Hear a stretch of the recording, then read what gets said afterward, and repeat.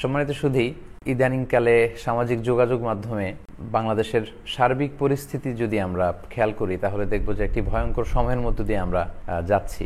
যে ইসকন একটি হিন্দু ধর্মীয় সংগঠন, দেখলাম যে চট্টগ্রামে কিছু ছোট্ট ছোট্ট কোমলমতি শিশুদেরকে ফুড ফর লাইফ একটি প্রোগ্রাম, ওদের Rathayatra, international society for Krishna consciousness হচ্ছে ওদের ইলাবোরেশন পুরো সংগঠনের। তো তারা ওই রথযাত্রার প্রসাদ খাইয়ে ছোট ছোট শিশুদেরকে দেখলাম যে হরে কৃষ্ণ হরে রাম এগুলো পড়াচ্ছে। তো এটা খুবই দুঃখজনক এবং খুবই অ্যালার্মিং আমাদের জন্য। এ ব্যাপারে অনেক ধরনের তথ্য আমরা পেয়েছি। আমরা কোথাও শুনেছি যে শুধুমাত্র হিন্দু শিক্ষার্থীদেরকে খাওয়ানো হয়েছে, এতে আমাদের কোনো আপত্তি নেই। কিন্তু আমরা ছবিতে এবং কিছু ভিডিওতে দেখেছি মুসলিম শিক্ষার্থীদের মধ্যে এই প্রসাদ বিতরণ করা হয়েছে, যেহেতু তাদের কল্পিত দেবদেবীর নাম বলে এই প্রসাদগুলোকে ডেডিকেট করা হয় এবং হরে কৃষ্ণ হরে রাম বলে খাওয়া কোনো মুসলমানের জন্য এটা বৈধ হতে পারে না, কারণ আমরা বিসমিল্লাহ বলে খাবার শুরু করি। সো এটা আমাদের আকীদা, আমাদের বিশ্বাস, আমাদের ঈমানের সাথে টোটালি কন্ট্রাডিক্ট করে। তো যদি সত্যিই কোনো মুসলমান শিশু সন্তানকে, কোমলমতি শিশুদেরকে তারা ছলে বলে কৌশলের আশ্রয় নিয়ে এটা করে থাকে, এটা খুবই খারাপ একটি ন্যাক্কারজনক কাজ করেছে। আমরা এটার তীব্র প্রতিবাদ জানাই এবং আশ্চর্য হচ্ছি যে কোনো মুসলিম ছাত্রছাত্রী যদি এটা গ্রহণ করে থাকে তাহলে একটি মুসলিম শিক্ষা প্রতিষ্ঠানে এটা কিভাবে সম্ভব? সেখানকার প্রিন্সিপাল, সেখানকার গভর্নিং বোর্ডের মেম্বারদের অনুমতি ছাড়া কিভাবে এই কাজটি আঞ্জাম দেওয়া হয়েছে? আমি চাইব যে সচেতন মুসলিম যারা আছেন আপনারা প্রতিবাদ করবেন যদি এটি নিশ্চিত হয়ে থাকে। আমি শুনেছি এটা আদালত পর্যন্ত গড়িয়েছে এবং বিজ্ঞ আদালত অবশ্যই এ ব্যাপারে খুব সুচিন্তিত রায় দিবে, যাতে করে আমাদের ঈমান, আকীদা, আমাদের বিশ্বাস, আমাদের ধর্মীয় চেতনার ভেতরে যাতে কোনো ধরনের আঘাত না আসে।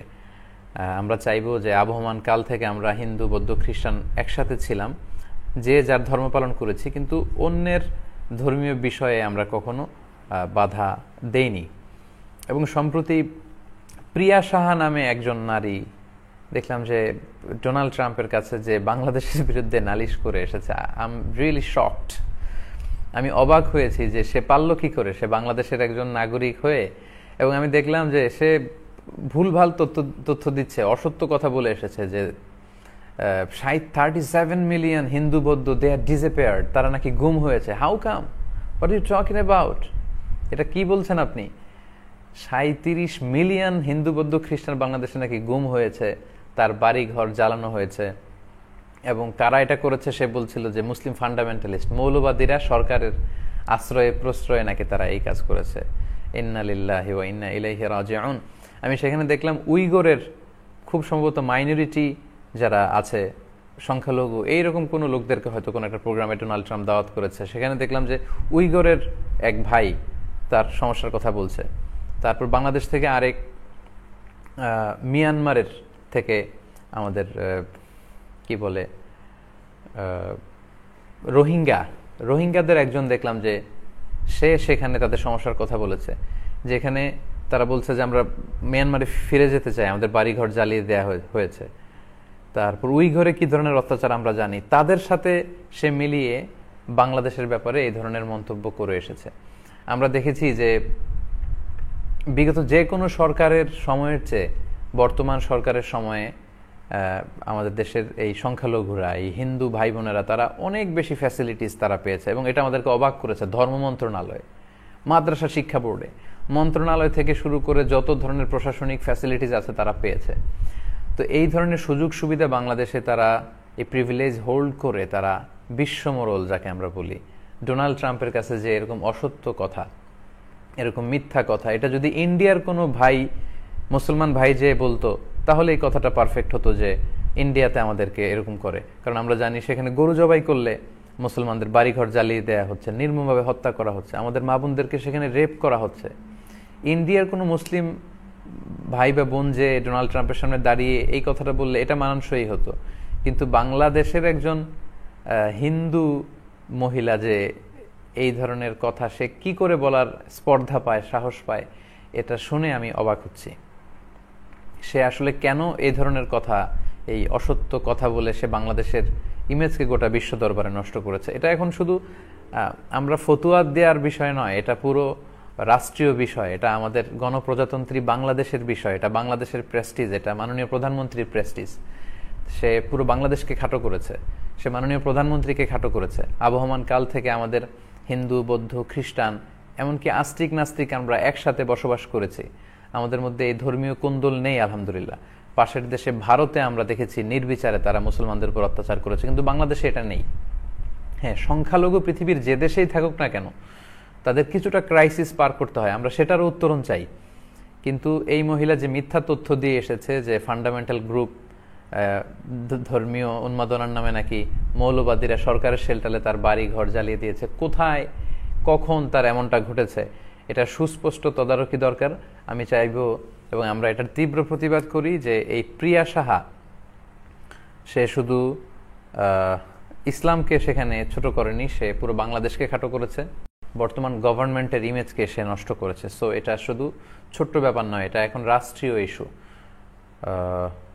কে তাকে ওখানে পাঠালো, কে তাকে এইভাবে কথা বলতে বললো, এবং কেন সে এইভাবে কথাগুলো উপস্থাপন করলো, এটা কি প্রি প্ল্যান্ড নাকি কোনো বিশেষ মদতদাতা গোষ্ঠীর হয়ে সে সেখানে বাংলাদেশকে একটা অকার্যকর রাষ্ট্র হিসেবে ডোনাল্ড ট্রাম্পের কাছে পরিচয় করাতে চায়, বিশ্ব দরবারে বাংলাদেশের ইমেজকে খাটো করতে চায়। আমরা জানি যে আমেরিকা যেখানে নাক গলায় সেটার ফলাফল ভালো হয় না। আমরা আফগানিস্তান যদি খেয়াল করি, আমরা ইরাক যদি খেয়াল করি, যে শান্তির কথা বলে যেখানেই আমেরিকা ঢুকেছে সেখানেই তারা মানে অশান্তির তৈরি করে একটা জাহান্নাম তৈরি করে দিয়ে এসেছে।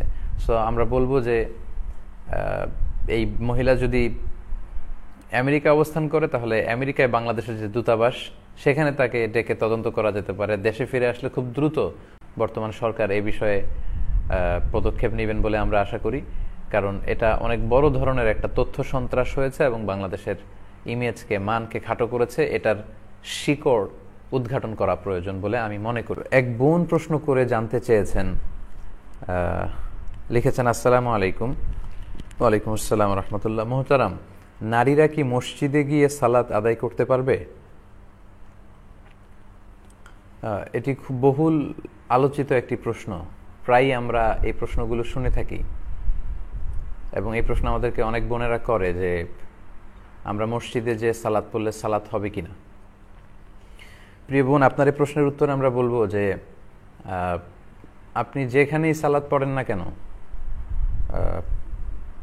আমভাবে পৃথিবীর যে কোনো জায়গাতেই ওই জায়গাটি যদি পবিত্র হয়, তাহলে আপনি সেখানে সালাত পড়তে পারবেন। আল্লাহ রাসূল সাল্লাল্লাহু আলাইহি ওয়াসাল্লামকে 5টি বিশেষ বৈশিষ্ট্য দান করা হয়েছে, যেটি পৃথিবীর অন্য কোনো নবীকে আল্লাহ তাআলা দেননি। তার মধ্যে একটি হচ্ছে জুইলাত লি আল আরদু মাসজিদান ওয়া তাহুরা। আল্লাহ রাসূল সাল্লাল্লাহু আলাইহি ওয়াসাল্লাম বলেছেন, আল্লাহ তাআলা আমার জন্য পুরো পৃথিবীকে সেজদার জায়গা বানিয়েছেন এবং পবিত্র বানিয়েছেন। পৃথিবীর যে কোনো জায়গায়, যে কোনো বাগানে, যে কোনো গার্ডেনে, মরুভূমিতে, বালুতে, মাটিতে, যে কোনো জায়গায় আমরা আমাদের আল্লাহ তাআলাকে সেজদা করতে পারবো, এবং এই পুরো জমিনটাই হচ্ছে পবিত্র। যারা একটা দল আছে বাংলাদেশে মারেফতের কথা বলে, তো তাদেরকে সালাতের কথা বললে তারা বলে শয়তান তো পুরো জমিনের সেজদা দিয়ে পুরো জমিনটাকে নাপাক করে রেখেছে, তো আমরা কোথায় সেজদা দেবো, এজন্য আমরা নামাজ পড়ি না। তো এগুলো হচ্ছে তাদের ফালতু যুক্তি। আসলে পৃথিবীর যে কোনো জায়গায় সালাত পড়া যায়, আপনি মসজিদে পড়তে পারবেন, মসজিদ ছাড়া অন্য জায়গাতেও পড়তে পারবেন। এটি হচ্ছে ইসলাম ধর্মের একটি অনন্য বৈশিষ্ট্য। আমাদের আগে অন্যান্য নবীর সময়কালে, অন্যান্য উম্মতদের সময় তাদের এবাদতগাহ মানে মুসল্লা, মা'বাদ, ওই এবাদতের জায়গা, সালাত আদায়ের জায়গা ছাড়া অন্য জায়গায় সালাত পড়লে সালাত হতো না। কিন্তু আল্লাহ তাআলা দয়া করে বিষ্ণু ঈসা ইসলামকে, এবং এই উম্মার জন্য আমি বলবো এটা একটা গিফট, যে আল্লাহ তাআলা পৃথিবীর যে কোনো জায়গায় আমরা সালাত আদায় করলে সেই সালাত আল্লাহ কবুল করে নেবেন। তো প্রিয় বোনের প্রশ্নের উত্তরে আমি প্রথমে এই কথা বলবো যে হ্যাঁ, অবশ্যই আপনি মসজিদে সালাত আদায় করলে, নারীরা মসজিদে যে সালাত আদায় করলে সালাত হবে না কেন? নারীরা কি আল্লাহর বান্দা নন, বান্দি নন? অবশ্যই তারা আল্লাহর বান্দি। তবে মসজিদ থেকে ঘরে সালাত আদায় করা উত্তম, এই মর্মে আল্লাহ রাসূল সাল্লাল্লাহু আলাইহি ওয়াসাল্লাম বলেছেন যে বুয়ুতুহুন্না খায়রুন লাহুন্না, ঘরই তাদের জন্য উত্তম কম্পেয়ার টু মস্ক। মসজিদে নামাজ পড়ার চেয়ে ঘরে নামাজ পড়লে তাদের বেশি সওয়াব। তবে মসজিদে যেতে নারীদেরকে বারণ করা যাবে না। আল্লাহ রাসূল সাল্লাল্লাহু আলাইহি ওয়াসাল্লাম বলেছেন লা তামনাউ ইমা আল্লাহি মাসাজিদ আল্লাহ, তোমরা আল্লাহর বান্দীদেরকে, আল্লাহর বাদীদেরকে মসজিদে যেতে বারণ করো না। তো আপনার স্ত্রী যদি মসজিদে যেতে চায়, আপনি বারণ করতে পারবেন না, তাকে যাওয়ার সুযোগ দেওয়া উচিত। যদি সেফটি, সিকিউরিটি অ্যান্ড হেজাব সে মেনটেন করে, তাহলে তারা যেতে পারে। কেননা জুমার সালাতে শুধু আমরাই বক্তব্য শুনলাম, আমাদের বোনরা, আমাদের মায়েরা শুনলো না, বঞ্চিত হলো। ঈদের সালাতের এত গুরুত্বপূর্ণ খুতবায় কত বিষয় নিয়ে, মুসলিম উম্মার ক্রাইসিস নিয়ে, সমস্যা নিয়ে, সম্ভাবনা নিয়ে ইমাম সাহেব বা খতিব সাহেব গাইডলাইন দেয়, এগুলো শুধু আমরাই শুনলাম, আমাদের বোনরা, আমাদের মায়েরা শুনলো না। ফলে উম্মাটিক যে ডেভেলপমেন্টের কথা আমরা বলি, এটা কিন্তু সম্ভব না। কারণ নারীদেরকে বাদ দিয়ে আপনি কোনো ধরনের উন্নয়ন এটা করতে পারবেন না। আপনার উম্মাটিক ডেভেলপমেন্ট যদি আপনি বলেন, আপনার ফ্যামিলিকে ইসলামাইজ যদি আপনি করতে চান, আপনার সোসাইটিটাকে যদি ইসলামাইজ করতে চান, পুরুষদের পাশাপাশি বোনদেরকেও এই সমস্ত ইসলামিক প্রোগ্রামে নিতে হবে। জুমার সালাতে, ঈদের সালাতে তাদেরকে যাওয়ার সুযোগ করে দিতে হবে। তো এই জন্য আমরা বলি যে কোনো বোন বা নারী যদি মসজিদে সালাত পড়েন, সে সালাত হবে, এবং মসজিদে যে সালাত পড়তে চাইলে তাদেরকে বারণ করা যাবে না। তবে তাদের জন্য শ্রেষ্ঠ জায়গা হচ্ছে তাদের ঘর। তারা ঘরে সালাত পড়লে বেশি সওয়াব পাবেন। তো আমরা গত কয়েক বছর ধরে বাংলাদেশে মানুষকে ইন্সপায়ার করে আসছে এবং উৎসাহিত করে আসছি যে মসজিদে বোনদের জন্য, নারীদের জন্য, যদিও তারা ঘরে সালাত পড়বে, কিন্তু বোনদের জন্য, নারীদের জন্য একটা স্পেশাল জায়গা করে দেয়া দরকার, যেখানে ওনারা এসে সালাত পড়বেন। এবং তাদের এন্ট্রেন্স হবে আলাদা, তাদের এক্সিট হবে আলাদা, তাদের ওয়াশরুম হবে আলাদা, তাদের টয়লেট হবে আলাদা। এই সুযোগগুলো প্রতিটা মসজিদে রাখা দরকার। আমরা বলে আসছি, জাতীয় মসজিদ, বাইতুল মোকাররম সহ 2-4টা মসজিদ ছাড়া বাংলাদেশে কিন্তু এই পরিবেশ গড়ে ওঠেনি। যদিও বোনদের ঘরে সালাত পড়া উত্তম, তারপর আমরা মসজিদে নারীদের জন্য নামাজের জায়গা রাখার কথা বলি এজন্য, কারণ আমাদের বোনদের প্রায়ই ঘরের বাইরে নানা কারণে যেতে হয়। অসুস্থতার কারণে ডাক্তার দেখাতে হবে, লম্বা সময় ডাক্তারের চেম্বারে সিরিয়ালে বসে থাকতে হয়, ডাক্তার দেখিয়ে ওষুধ কিনে আবার বাড়িতে ফিরে আসার মধ্যে তখন যে সালাতের ওয়াক্তগুলো, এই সালাতগুলো কিন্তু আমাদের বোনদের কাজা হয়ে যায়, কারণ তাদের জন্য পর্যাপ্ত সালাতের জায়গা নেই। অথবা আমরা কোথাও ঘুরতে গেলাম, প্রায় দেখা যায় যে আমাদের সাথে যেই আমাদের বোনেরা, মায়েরা আছে, তাদেরকে আমরা মসজিদে ঢোকাতে পারি না, কারণ মসজিদে তাদের জন্য সুন্দর জায়গা নেই, অজুর জায়গা নেই, ওয়াশরুম নেই। তো বাইরে কোনো প্রোগ্রামে গেলে, কোনো কাজে গেলে, কিংবা আউটিংয়ে গেলে আমাদের মাদের, আমাদের বোনদের সালাত যেন কাজা না হয়, এজন্য প্রতিটি মসজিদে খুব সুন্দর করে স্থানীয় দায়িত্বশীল যারা, তাদের উদ্যোগে তাদের সালাতের একটি জায়গা রাখা দরকার এবং ওয়াশরুম করে রাখা দরকার।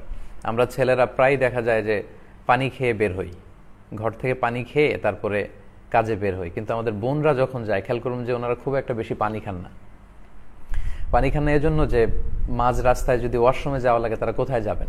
কিন্তু মসজিদে যদি বোনদের জন্য আমরা এরকম সুন্দর জায়গা করে দিই, তাহলে তারা কিন্তু এই সুযোগটা পেতে পারে। আমাদের বোনরা কিন্তু ব্লাডারের রোগে আক্রান্ত হয়, তারা অনেকে চেপে রাখে এবং সারাদিন ডিহাইড্রেশনে ভোগে। তো এটা তো অনেকটা অমানবিক।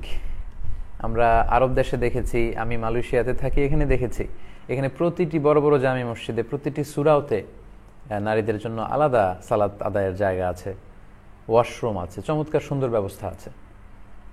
তো আমি বলবো যে আপনার সালাত মসজিদে পড়লে অবশ্যই আদায় হবে, এবং প্রতিটি মসজিদেই বোনদের জন্য আলাদা সালাত আদায়ের ব্যবস্থা থাকা উচিত। আশা করি প্রিয় বোন আপনি বুঝতে পেরেছেন। আলহামদুলিল্লাহ, আমরা দেখতে পাচ্ছি ইতিমধ্যে প্রায় 11,000 ভাই বোন আপনারা যুক্ত হয়েছেন। আমি আপনাদের জ্ঞাতার্থে বলবো যে আমরা পেজটি যে ভেরিফাই হয়েছে সেটা নিয়ে কথা বলেছি, এবং ফেক পেজ যারা চালায় 3 দিনের মধ্যে এগুলো যদি অন্য নামে চেঞ্জ না করে তাহলে আমরা রিপোর্ট করব, এটা বলেছি। এবং আমরা কিছু প্রশ্নের উত্তর দিচ্ছি। আপনারা যারা লাইভটিতে যুক্ত হয়েছেন, নিচে শেয়ার বাটনে ক্লিক করে লাইভ প্রোগ্রামটি আপনারা শেয়ার করে দিন, যাতে সবাই এই প্রশ্নোত্তর পর্ব থেকে কিছু না কিছু উপকৃত হতে পারে। আরেকজন ভাই প্রশ্ন করেছেন যে মোহতারাম, কোনো মানুষকে আল্লামা বলা যাবে কি না? কোনো মানুষকে আল্লামা বলে ডাকা যাবে কিনা? আচ্ছা প্রিয় ভাই, আল্লামা বা আল্লাম হচ্ছে এটি আল্লাহর সিফাত। পবিত্র কালামুল্লাহ মাজিদে আল্লাহ ইরশাদ করছেন যে ইন্নাকা আনতা আল্লামুল গুয়ুব, নিশ্চয় আপনি হচ্ছেন অদৃশ্যের সব বিষয়ে জানেন, আপনি সব জানতা। তো আল্লাম বা আল্লামা বেসিকলি এটা মূলত আল্লাহর একটা সিফাতি নাম এবং এটা আল্লাহর সাথেই যায়, মানে হচ্ছে সব জানতা, দ্য অল নোয়িং, যিনি সব জানেন, সব বিষয়ের জ্ঞান যার কাছে আছে তিনি তো আল্লাহ। আল্লাহ ছাড়া তো সব কিছু জানে এমন কেউ নেই। তো আল্লামাটা বেসিকলি আল্লাহর জন্যই এটা প্রযোজ্য। তবে মানুষকেও তো আমরা মাঝে মাঝে আল্লামা বলি। যেন আমরা বলি যে আল্লামা শফি সাহেব, আল্লামা আহমদ শফি হাফিজাহুল্লাহ, আমরা বলি আল্লামা দেলোয়ার হোসেন সাঈদি, আমরা বলি যে আল্লামা ইকবাল, এরকম কিন্তু আমরা বলি। এবং আমি নিজেও আরব বিশ্ব, ইভেন সৌদি আরবের অনেক শায়েখদের নামের আগেও বিভিন্ন পোস্টারে বা ফ্লায়ারে আল্লামা আমি ব্যবহার করতে দেখেছি। তো সেই আল্লামাটা আল্লাহর সাথে ব্যবহৃত যে আল্লামা সেটা নয়। আল্লাহর সাথে আল্লামাটা, সেটার অর্থ হচ্ছে দ্য অল নোয়িং, সব জানতা, যিনি সব জানেন, মহাজ্ঞানের অধিকারী। মানুষের ক্ষেত্রে যখন এই আল্লামাটা আমরা ইউজ করি তখন এটার অর্থ হয় বিজ্ঞ। আমরা কাউকে যখন বিজ্ঞ বা প্রাজ্ঞ বলে বলতে যাই তখন আমরা সেক্ষেত্রে আল্লামা শব্দটা ইউজ করি। আবার আল্লামা শব্দের আরেকটা বাংলা অর্থ হচ্ছে শিক্ষাবিদ। তো আমরা যখন কাউকে শিক্ষাবিদ বলে অভিহিত করতে চাই তখন কিন্তু আমরা আল্লামা শব্দটা ইউজ করতে পারি। তবে সাধারণত আরব দেশে আল্লামা শব্দটা ব্যবহৃত হয় কম। তারা বেশিরভাগ ক্ষেত্রে দেখা যায় যে ফাদিলাতুশ শেখ বলে, সামাহাতুশ শেখ, আল উস্তাজ, এগুলো বেশি বলে।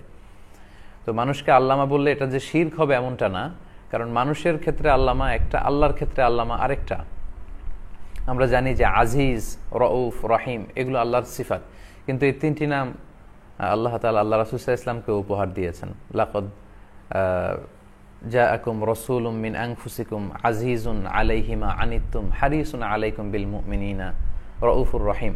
তো এখানে রাসূল সাল্লাল্লাহু আলাইহি ওয়াসাল্লামকে আল্লাহ বলেছেন আজিজ, নবী আপনি হচ্ছেন রউফ, আপনি রহিম, আপনি দয়ালু, আপনি মেহেরবান। তো আল্লাহ রাসূল সাল্লাল্লাহু আলাইহি ওয়াসাল্লামের মেহেরবান হওয়া আর আল্লাহ তাআলার মেহেরবান হওয়া কিন্তু এক নয়। আল্লাহ তাআলার মেহেরবান হওয়া, দয়ালু হওয়া, এটা হচ্ছে স্রষ্টা হিসেবে, অ্যাজ এ ক্রিয়েটর। আর রাসূল সাল্লাল্লাহু আলাইহি ওয়াসাল্লামের দয়ালু হওয়া, মেহেরবান হওয়া, এটা হচ্ছে অ্যাজ এ ক্রিয়েচার, সৃষ্টি হিসেবে। তো আল্লাহটা হচ্ছে অ্যাবসোলুট, অ্যাবসোলুটলি অ্যাবসোলুট। আর মানুষের ক্ষেত্রে যদি আল্লামা ইউজ করি এটা হবে রিলেটিভ বা কম্পারেটিভ, এটা আপেক্ষিক। মানুষের ক্ষেত্রে আল্লামা বললে এটা হবে শিক্ষাবিদ, বিজ্ঞ, প্রাজ্ঞ এই অর্থে যে তিনি অনেক পড়াশোনা করেছেন, অনেক জ্ঞান অর্জন করেছেন এই অর্থে। আর আল্লাহর ক্ষেত্রে যখন আল্লামা হবে সেটা হবে দ্য অল নোয়িং, মহাজ্ঞানী, সব জানতা, সেই অর্থে।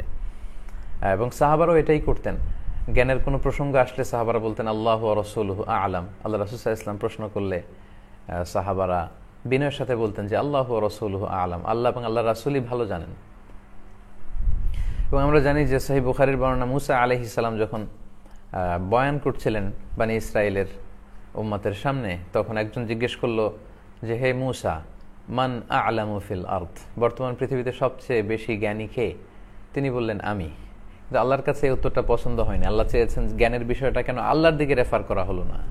তখন আল্লাহ বললেন, মুসা তুমি ঠিক বলনি, তুমি ভুল বলেছ, তোমার চেয়ে বড় জ্ঞানী আছে। ইযহাব ইলা মাজমাইল বাহরাইন, দুই সাগরের মিলনস্থলে যাও, ওখানে আমার এক বান্দা আছে নাম খাদির, তোমার চেয়েও জ্ঞানী। তো এটা বলে আল্লাহ তাআলা বুঝাতে চাইলেন যে অতিমাত্রায় জ্ঞানী, মহাজ্ঞানী এটা মানুষের ক্ষেত্রে না, জ্ঞানের বিষয়টা আল্লাহর দিকে ফিরিয়ে দেয়াই উত্তম। তো কোনো মানুষকে আল্লামা বলা যাবে কিনা এই প্রশ্নের উত্তরে আমরা বলবো যে আল্লাহর ক্ষেত্রে যখন আল্লামাটা আমরা বলি তখন সেটার অর্থ হয় মহাজ্ঞানী বা সব জানতা। আর মানুষের ক্ষেত্রে বিজ্ঞ, প্রাজ্ঞ বা শিক্ষাবিদ এই অর্থে আল্লামা শব্দ ব্যবহার করা যেতে পারে, কোনো সমস্যা নেই ইনশাআল্লাহ। আল্লাহু আ'লাম। ইতিমধ্যে অনেক ভাই বোনরা যুক্ত হয়েছেন, অনেক অনেক প্রশ্ন করছেন। আপনাদের লেখা প্রশ্নগুলো আমরা আবার পড়বার চেষ্টা করবো ইনশাআল্লাহ। অনেক আগেই যারা আমার পেজে বিভিন্ন প্রশ্ন করেছেন আমরা সেই প্রশ্নগুলোকে একটু অ্যাকোমোডেট করার চেষ্টা করি। প্রায় 12,000 ভাই বোন যুক্ত হয়েছেন। আপনারা আশা করব শেয়ার বাটনে ক্লিক করে আজকে লাইভটি শেয়ার করে দিবেন। আরেকজন ভাই প্রশ্ন করেছেন যে নামাজি ব্যক্তির কতটুকু সামনে দিয়ে হাঁটা যাবে। এটাও আমাদের প্রায় আমরা এই পরিস্থিতির মুখোমুখি হই যে নামাজি ব্যক্তির সামনে দিয়ে হাঁটা যাবে কিনা।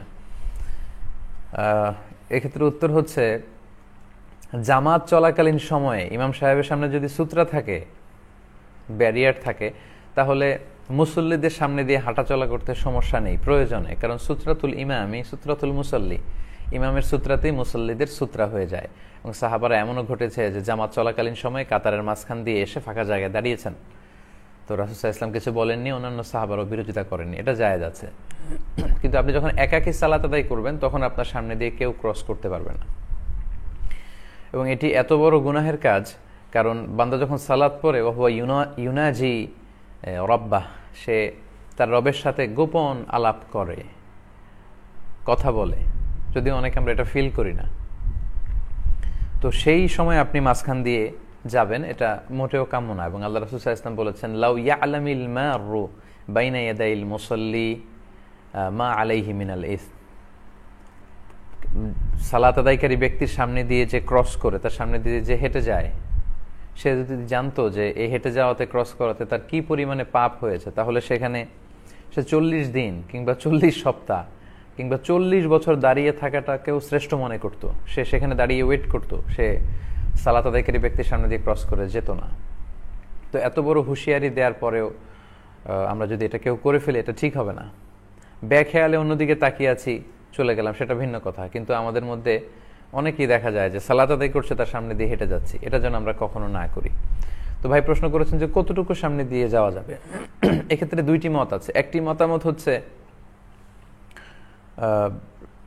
সিজদার জায়গা যদি সূত্রা কেউ দেয়, প্রথম কথা হচ্ছে কেউ যদি সূত্রা দিয়ে সালাত পড়ে, তাহলে সূত্রার বাইরে দিয়ে আপনি যেতে পারবেন, সূত্রার ভেতর দিয়ে আপনি যেতে পারবেন না, এক্সেপ্ট মসজিদুল হারাম, এরকম খুব ক্রাউডি জায়গা যেখানে, যেটা মাতাফ এবং মুসাল্লা একসাথে, তাওয়াফেরও জায়গা আবার সালাতেরও জায়গা, তখন সামনে দিয়ে গেলে সেটা ভিন্ন ব্যাপার।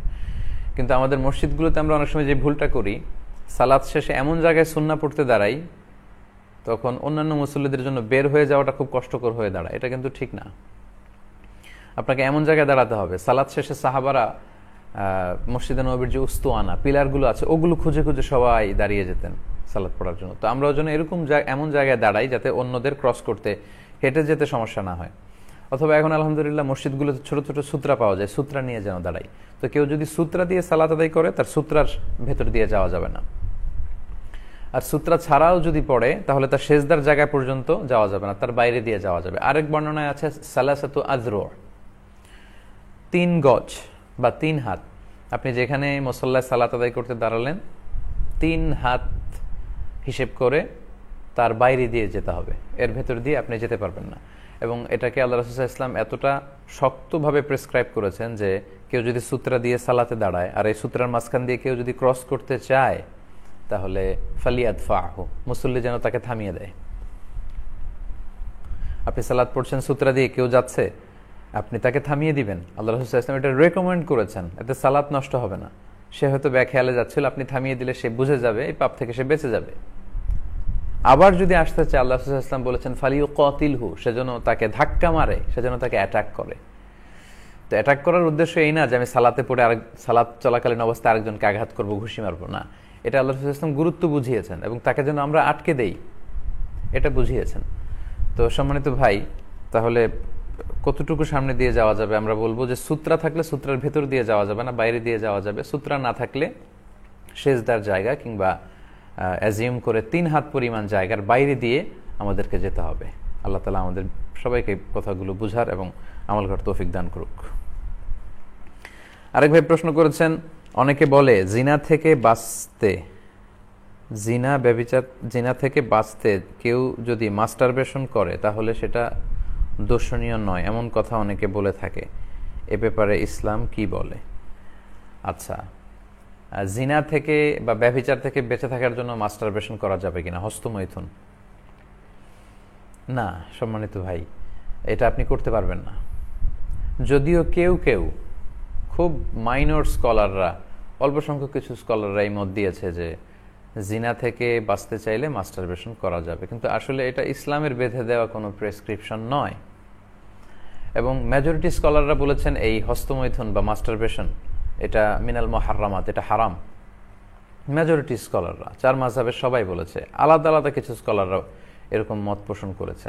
আল্লাহ সূরাতুল মুমিনুন, আল্লাহ যখন মুমিনদের গুনাহগুলির কথা বলছেন, আল্লাহ বলছেন ওয়াল্লাযীনা হুম লিফুরুজিহিম হাফিযুন, বিশ্বাসী বান্দাদের বৈশিষ্ট্য তো এই যে তারা তাদের প্রাইভেটকে হেফাজত করবে, মানে তাদের লজ্জাস্থানের হেফাজত করবে। এটা অত্যন্ত গুরুত্বপূর্ণ।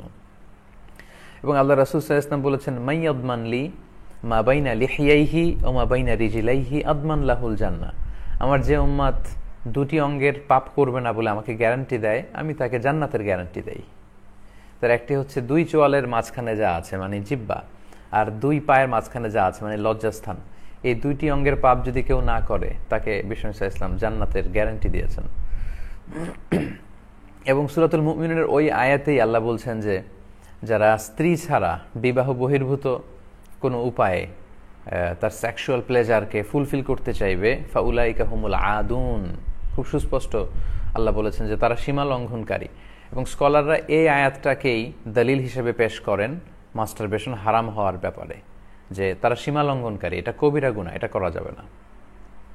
সো যারা বলে যে জিনা থেকে বাঁচতে মাস্টারবেশন, না, এটা সমাধান নয়। আমরা যদি ইসলামিক সলিউশনের দিকে খেয়াল করি তাহলে দেখব যে আল্লাহ কোরআনে ধৈর্য ধারণ করতে বলেছেন, বিয়ে করতে বলেছেন, ওয়ালিয়াস্তাফিফিল্লাযীনা লা ইয়াজিদুনা নিকাহান হাত্তা ইউগনিয়াহুমুল্লাহ। আল্লাহ কাউকে সামর্থ্য দেওয়ার আগ পর্যন্ত সেজন্য নিজেকে বাঁচিয়ে রাখে, পবিত্র অবস্থায় থাকে, সেজন্য ধৈর্য ধারণ করে। এবং আল্লাহ রাসূল সাল্লাল্লাহু আলাইহি ওয়াসাল্লাম যুবকদেরকে উদ্দেশ্য করে বলেছেন, ইয়া মা'আশারাশ শাবাব, হে যুবক সম্প্রদায়, মান ইসতাতা'a মিনকুমুল বাআতা ফালিয়াতাযাওয়াজ, তোমাদের মধ্য থেকে যাদের শারীরিক সামর্থ্য আছে, আর্থিক সঙ্গতি আছে, তারা বিয়ে করো। তো প্রেসক্রিপশন হচ্ছে নাম্বার 1 হচ্ছে বিয়ে। আপনি হালাল উপায়ে যদি আপনার যৌবনকে উপভোগ করতে চান, আপনি বিয়ে করুন। বিয়ের চেয়ে ভালো কাজ আর হতে পারে না, সব নবীদের সুন্নাহ। সো আপনি মাস্টারবেশনের এই ঝামেলা থেকে বাঁচতে যুবক ভাইদেরকে আমি বলবো, প্রিয় ভাইরা, তোমরা বিয়ে করো, বিয়ের প্ল্যান করো। কেননা ফাইন্নাহু আগাদ্দু লিল বাসার, আল্লাহ রাসূল সাল্লাল্লাহু আলাইহি ওয়াসাল্লাম বলেছেন চোখকে সংযত রাখার একটা চমৎকার মাধ্যম হচ্ছে বিয়ে। আপনি যদি বিয়ে করেন এবং স্ত্রীর সাথে আপনি সময় কাটান, আপনার এদিক সেদিক চোখ যাবে না, নজর যাবে না। ওয়া আহসানু লিল ফারাজ, এবং চরিত্র হেফাজত বা লজ্জাস্থানের হেফাজতের একটা বড় মাধ্যম হচ্ছে বিয়ে।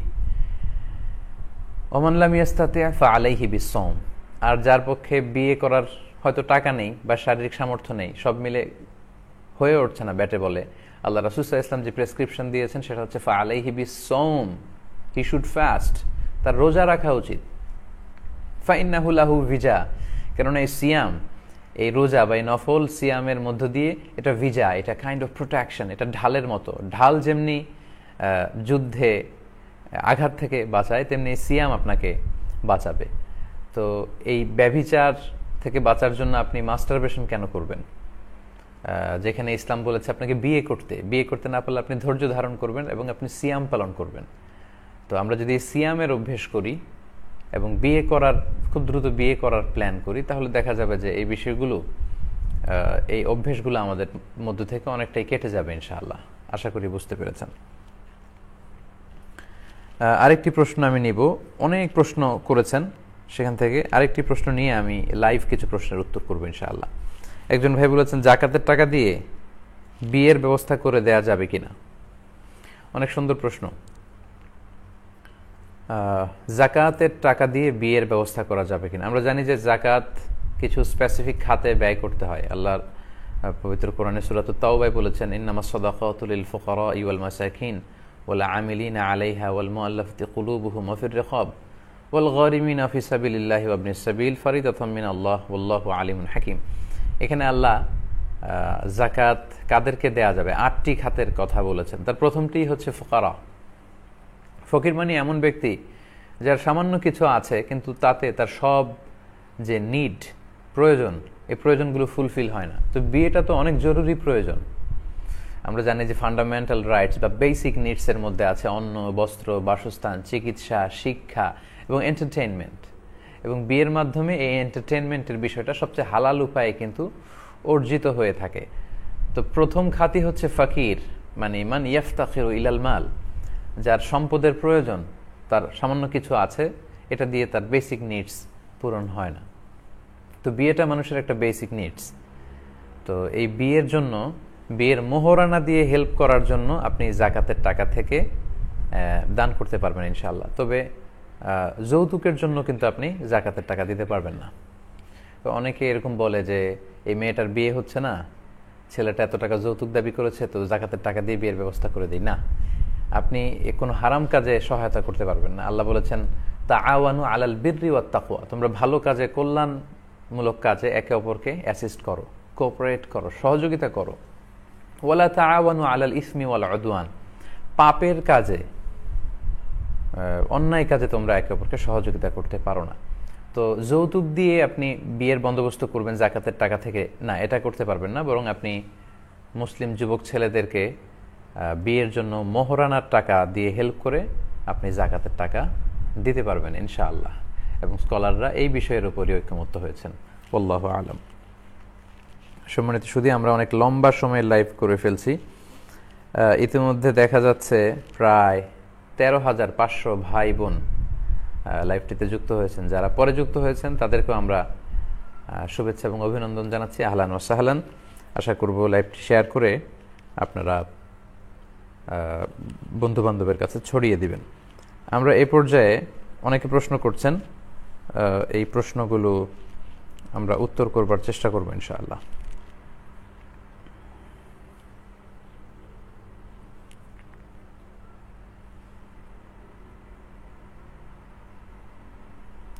যদি পরিবারের কারোর জন্য নিজের জীবন স্যাক্রিফাইস করতে চাই তাহলে কি এটা সুইসাইডের মধ্যে পড়বে? এখানে জীবন স্যাক্রিফাইস বলতে কি ধরনের স্যাক্রিফাইস? একজন বলেছেন পরিবারের কারোর জন্য যদি জীবন স্যাক্রিফাইস করতে চাই সেটা কি জায়েজ হবে? প্রশ্নটা খুব একটা স্পষ্ট না। আসলে কি ধরনের স্যাক্রিফাইস? এটা যদি সুইসাইড হয় তাহলে তো করা যাবে না।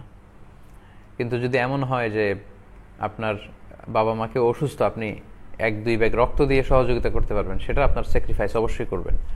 আপনি আব্বা আম্মার জন্য খরচ করে স্যাক্রিফাইস করবেন। আপনি সংসারের বড় সন্তান হলে বাকিদের জন্য স্যাক্রিফাইস করবেন। অনেক সময় এমনও হয় যে আত্মীয় স্বজনের কারো 2টা কিডনি, একটা নষ্ট হয়েছে, ফলে অন্য একজন একটা কিডনি দিয়ে সহযোগিতা করছে। এটা অনেক বড় ধরনের স্যাক্রিফাইস এবং এগুলোর জন্য অবশ্যই আল্লাহর কাছে আপনি জাযা পাবেন ইনশাআল্লাহ। আমরা আর 2-1টি জীবন ঘনিষ্ঠ প্রশ্ন নিয়ে এগুলোর উত্তর করে আমরা শেষ করবো ইনশাআল্লাহ।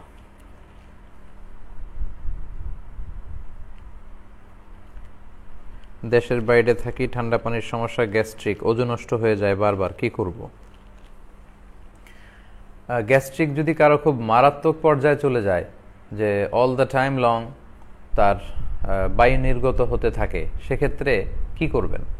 এই প্রশ্নটা অনেকে করে, কারণ আমরা যে পরিমাণে খাদ্যে ভেজাল এবং তৈলাক্ত ভাজা পোড়া আমরা খাই এবং যে ফাস্ট ফুড সংস্কৃতিতে আমরা অভ্যস্ত হয়ে পড়ছি, আমাদের অনেকের এই গ্যাস্ট্রিকের সমস্যা, এবং কারো কারো এতটা ভয়াবহ সমস্যা যে অলওয়েজ তার বায়ু নির্গত হতেই থাকে। অনেকে বলে যে হুজুর অজু রাখতে পারি না, আমি কি করব? এই ভাইয়ের বোধে এই ধরনের সমস্যা। যদি অবস্থা এই পর্যায়ে চলে যায় যে অলওয়েজ বায়ু নির্গত হতেই থাকে, আবার অনেকে বলে যে তাদের ইউরিন ড্রপ করতেই থাকে, এটাকে তারা নিয়ন্ত্রণ করতে পারে না, এই পরিস্থিতি যদি হয় তাহলে সেক্ষেত্রে আমরা বলি প্রত্যেক সালাতের জন্য একবার করে ওযু করবেন। That's it. যেমন জোহরের সালাতের জন্য আপনি একবার ওযু করেন, সাথে সাথে যদি ওযু ভেঙেও যায় কিছু করার নেই, আপনি সালাত পড়ে ফেলবেন। জোহরের জন্য একবার ওযু করবেন এবং সাথে সাথে সালাত পড়বেন। যদি ওযু ভেঙেও যায় কিছু করার নেই। যদি এরকম মারাত্মক পর্যায়ে চলে যায় তাদের জন্য এই নিয়ম, প্রতিটি সালাতের জন্য অ্যাটলিস্ট একবার করে ওযু করতে হবে। আশা করি বুঝতে পেরেছেন। আল্লামা শব্দের সুন্দর ব্যাখ্যা করলেন, উপকৃত হয়েছি। আচ্ছা, জি ভাই, যিনি উপকৃত হয়েছেন আমিও তাকে ধন্যবাদ জানাচ্ছি। বারাকাল্লাহু ফি ইলমিক।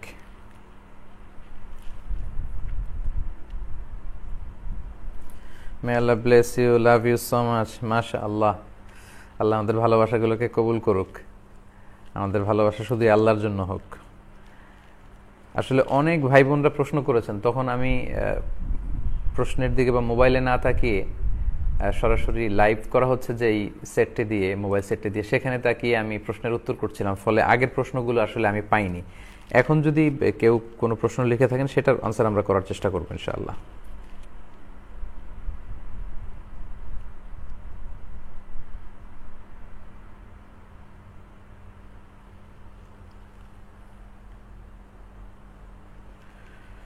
মাহিয়া রহমান, তিনি লিখেছেন, হুজুর আমি অনলাইন বিজনেস করি বাট পর্দার মধ্যে, বাট আমি প্রোডাক্ট মেয়েদেরকে আমি নিজে বের হয়ে ডেলিভারি করি, আমারটা কি পাপ হবে? আমাকে ওমেন বিজনেসের ব্যাপারে কিছু বলুন। প্রিয় বোন মাহিয়া, আপনি প্রশ্ন করেছেন যে আপনি অনলাইন বিজনেস করেন, সেক্ষেত্রে আপনার হয়তো ডেলিভারি করে আসা লাগে, এটা পাপ হবে কিনা। প্রিয় বোন, এক্ষেত্রে আমরা বলবো যে ইসলাম নারীদেরকে যে কয়েকটি অধিকার দিয়েছে এর মধ্যে একটি হচ্ছে উপার্জনের অধিকার। ইসলাম নারীকে দিয়েছে ইবাদতের অধিকার, দিয়েছে জ্ঞান অর্জনের অধিকার, দিয়েছে স্বামীর কাছে সুন্দর আচরণ পাবার অধিকার, তারপর ইসলাম নারীকে দিয়েছে উত্তরাধিকারে অধিকার, বাবার সম্পদে আপনি সেখানে আপনার পার্ট আছে, আপনি পাবেন। স্বামীর কাছ থেকে মোহর পাওয়ার অধিকার এবং উপার্জনের অধিকার নারীর আছে। আমরা দেখেছি যে খাদিজাতুল কুবরা রাদিয়াল্লাহু তাআলা আনহা, তিনি উপার্জন করতেন, ব্যবসা করতেন, এবং নারীদের মধ্যেও উপার্জনের সাহাবী এবং তাবি নারীদের মধ্যেও ব্যবসা করা এগুলো ছিল, বাট কম ছিল। সেক্ষেত্রে এটাকে নাজায়েজ বলার সুযোগ নেই, with some terms and condition, কিছু শর্ত সাপেক্ষে। প্রথম শর্ত হচ্ছে যে আপনার সেফটি থাকতে হবে, যে সোসাইটিতে আপনি বিজনেস করছেন আপনার সিকিউরিটি নিশ্চিত করতে হবে। 3 নম্বর হচ্ছে আপনার হেজাব মেনটেন করে এই ব্যবসায় অংশগ্রহণ করতে হবে, যেখানে নারী পুরুষের অবাধ মেলামেশা, এই ধরনের ব্যবসায় আপনি অংশগ্রহণ করতে পারবেন না। আর আপনি যদি বিবাহিত হয়ে থাকেন আপনার হাজব্যান্ডের পারমিশন লাগবে। এই শর্তগুলো যদি আপনি এনশিওর করতে পারেন তাহলে আপনার সেফ জোনে থেকে আপনি চাইলে কিন্তু বিজনেস করতে পারেন, এবং আমি মনে করি অনলাইন বিজনেসটা অনেকটা সেফ। কিন্তু আপনি যে ডেলিভারি ইস্যুটা নিয়ে এসেছেন সেটার ক্ষেত্রে এই শর্তগুলো প্রযোজ্য, যে আপনার সেফটি, সিকিউরিটি, আপনার হাজব্যান্ডের পারমিশন, আপনার হেজাব, এই সবগুলো যদি আপনি নিশ্চিত করতে পারেন, যে আপনি হয়তো ফেব্রিকের কোনো বিজনেস বা আপনার ফ্যাশন ডিজাইনার, আপনি নতুন ফ্যাশন করে বোনদের জন্য আপনি দেখাচ্ছেন, তো সেটা হতে পারে, বাট এই শর্তগুলো সাপেক্ষে। এই শর্তগুলো যদি ভায়োলেট হয় তাহলে কিন্তু আপনার এই বিজনেস জায়েজ হবে না। সর্বোপরি কথা হচ্ছে আমরা বোনদেরকে ঘরে থেকে যে কাজগুলো করা যায়, হ্যান্ডিক্রাফটের, হস্তশিল্পের কথা বলেন, এরকম অনলাইন বিজনেসে যদি অংশগ্রহণ করা যায় সেগুলোর ক্ষেত্রে উৎসাহিত করি। কিন্তু বাইরে খুব দৌড়াতে হবে, এনজিওতে জব নিয়ে আপনি ঋণের টাকা তোলার জন্য এই বন্যার কবলিত এলাকায় আপনি ছুটে বেড়াচ্ছেন ফ্যামিলি রেখে, না, এটা ঠিক হবে না।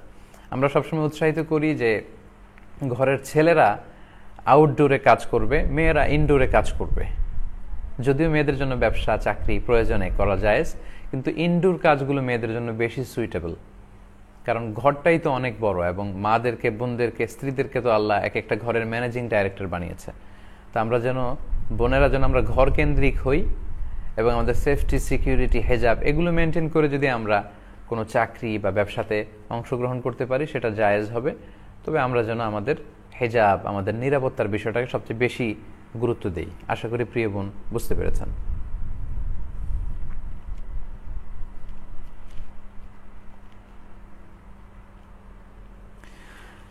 মাহমুদুল ইসলাম সাজ্জাদ ভাইয়ের প্রশ্নটির উত্তর দিয়ে আজকে আমরা শেষ করবো ইনশাআল্লাহ। সাজ্জাদ লিখেছে, জামাতে সালাত আদায়ের ক্ষেত্রে 2 রাকাত কিংবা 3 রাকাত ছুটে গেলে পরবর্তী নামাজ আদায়ের নিয়ম বিস্তারিত বলবেন স্যার, অনেক উপকার হবে। আচ্ছা, ঠিক আছে সাজ্জাদ, তোমার প্রশ্নটি উত্তর করবার মধ্য দিয়ে আজকে আমরা এই লাইভ প্রোগ্রামটি শেষ করব। সাজ্জাদ বলেছে যে জামাতে সালাত পড়তে যে আমরা যদি কেউ 1 রাকাত পাই বা 2 রাকাত পাই, বাকি সালাতটা আমরা কিভাবে পড়ব? খুব চমৎকার প্রশ্ন। এক্ষেত্রে আমি সহজ করে আপনাদেরকে বলি, আপনার যেই সালাতের যেই রাকাতগুলো আপনার ছুটে গিয়েছে, আরবিতে ফাউত বলে, ফাউত হয়েছে, আপনি যেটা আগে ছুটেছে সেটা আপনি আগে আদায় করবেন, যেই রাকাতটা পরে ছুটেছে সেটা আপনি পরে আদায় করবেন। উদাহরণস্বরূপ আমি আপনাকে বলি, যেমন এশার সালাতের আপনি শেষ 2 রাকাত পেয়েছেন, তো সেক্ষেত্রে আপনি ইমাম সাহেব যখন সালাম ফিরাবে আপনি দাঁড়িয়ে যাবেন। দাঁড়িয়ে গিয়ে, আমরা জানি যে এশার সালাতের প্রথম 2 রাকাতের বৈশিষ্ট্য হচ্ছে সূরা ফাতিহার সাথে অন্য 2টি সূরা মিলানো। আর শেষ 2 রাকাতের বৈশিষ্ট্য হচ্ছে কেবলমাত্র শুধু সূরা ফাতিহা পড়া। তার মানে আপনি যদি ইমাম সাহেবের সাথে শেষের 2 রাকাত পান, তাহলে আপনি এমন 2 রাকাত পেয়েছেন যে 2 রাকাতে শুধুমাত্র সূরা ফাতিহা ছিল, ফাতিহার সাথে অন্য সূরা ছিল না। সেক্ষেত্রে আপনি বাকি 2 রাকাতের প্রতি রাকাতেই সূরাতুল ফাতিহার সাথে সূরা মিলিয়ে পড়বেন। আপনি তৃতীয় রাকাতের জন্য দাঁড়িয়ে রুকু সেজদা করে, চতুর্থ রাকাতের জন্য দাঁড়িয়ে সূরা ফাতিহা পড়ে রুকু সেজদা করে আপনি সালাম ফিরিয়ে নামাজ শেষ করবেন। অনেকের সমস্যা বেঁধে যায়, যদি 1 রাকাত পাই, শেষের 1 রাকাত পাই, তাহলে আমরা কিভাবে আদায় করব। আপনারা একটু খেয়াল করে যদি শোনেন তাহলে বুঝবেন যে আমরা উদাহরণস্বরূপ বলতে পারি যে এশার সালাত ফরজ হচ্ছে 4 রাকাত। এশার সালাতের প্রথম ফরজ, এশার 4 রাকাত ফরজের প্রথম 2 রাকাতে সূরা ফাতিহার সাথে সূরা মিলাতে হয়, শেষের 2 রাকাতে শুধু সূরা ফাতিহা পড়তে হয়। তো কেউ যদি সেক্ষেত্রে শুধু 1 রাকাত ইমাম সাহেবের সাথে পায়, তিনি বাকি 3 রাকাত কিভাবে আদায় করবেন? তিনি যে 1 রাকাত ইমাম সাহেবের সাথে পেলেন, সে রাকাতটি ছিল শুধুমাত্র সূরা ফাতিহার রাকাত, তাই না? তো সেক্ষেত্রে তিনি ইমাম সাহেবের সাথে সালাম ফিরিয়ে দাঁড়াবেন। দাঁড়িয়ে তিনি কি শুরু করবেন? আচ্ছা, আমি প্রথমে এই প্রশ্নের উত্তর করতে যে প্রথমেই বলেছি যে আপনার যেই রাকাতটি প্রথমে ছুটেছে সেই রাকাতটি আগে আদায় করবেন। তার মানে আপনার প্রথমে আপনার থেকে ছুটে গিয়েছে এশার প্রথম রাকাত। এশার প্রথম রাকাতের বৈশিষ্ট্য ছিল সূরা ফাতিহার সাথে আরেকটা সূরা মিলানো। তাহলে আপনি সালাম ফিরিয়ে দাঁড়িয়ে সূরা ফাতিহার সাথে আরেকটা সূরা পড়ে আপনি রুকু সেজদা করে বসবেন। এর কারণ হচ্ছে আপনার তখন 2 রাকাত হয়েছে, আর প্রতি 2 রাকাতের পরেই কিন্তু তাশাহুদের জন্য বসতে হয়। আপনি 2 রাকাত পরে বসে তারপর আপনি তৃতীয় রাকাতের জন্য দাঁড়াবেন। এখন আপনি এশার দ্বিতীয় রাকাতটা পড়বেন, কারণ আপনার প্রথম রাকাত পড়া হয়ে গিয়েছে, দ্বিতীয় রাকাত বাকি। দ্বিতীয় রাকাতের বৈশিষ্ট্য আমরা জানি যে সূরা ফাতিহার সাথে সূরা মেলাতে হয়। তো আপনি সূরা ফাতিহা এবং আরেকটা সূরা মিলিয়ে রুকু সেজদা করে আপনি চতুর্থ রাকাতের জন্য দাঁড়াবেন। তখন আপনার শুধু একটি রাকাত বাকি ছিল, সেটা হচ্ছে এশার তৃতীয় রাকাতটা। আর এশার তৃতীয় রাকাতের বৈশিষ্ট্য হচ্ছে শুধুমাত্র সূরা ফাতিহা পড়া। তো আপনার শেষ রাকাতে আপনি শুধুমাত্র সূরা ফাতিহা পড়ে আপনার যখন চতুর্থ রাকাত পূর্ণ হলো, রুকু সেজদা করে সালাম ফিরিয়ে সালাত শেষ করবেন। আশা করি বুঝতে পেরেছেন। এক্ষেত্রে নিয়ম হচ্ছে যেই রাকাতটা আপনার আগে ছুটে যায় ওই রাকাতটা আপনি আগে পড়বেন, এবং ওই রাকাতের বৈশিষ্ট্য যেমন ছিল ঠিক তেমনভাবে পড়লেই এই সালাতটি পরিপূর্ণ হয়ে যাবে ইনশাআল্লাহ।